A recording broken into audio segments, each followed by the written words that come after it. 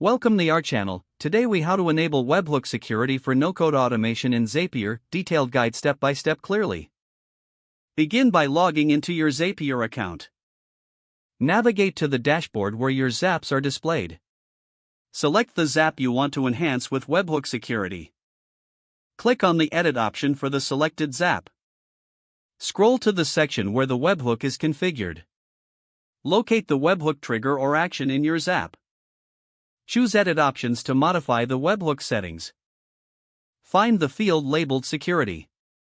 In the Security options, you'll see various authentication methods. Select Custom Request or Basic Authentication, depending on your needs. For Basic Authentication, enter your username and password. If using Custom Request, input the required API key or token. Ensure that you store your API keys securely. Once you've entered the credentials, save the settings.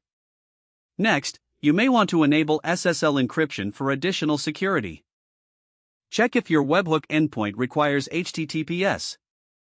Test your webhook configuration to ensure everything works as expected. After testing, activate your Zap to enable automated workflows. Monitor the performance of your Zap to ensure security measures remain effective.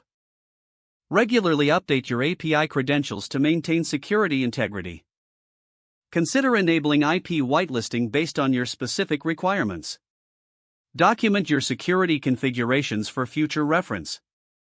By following these steps, you can effectively enable webhook security for no-code automation in Zapier.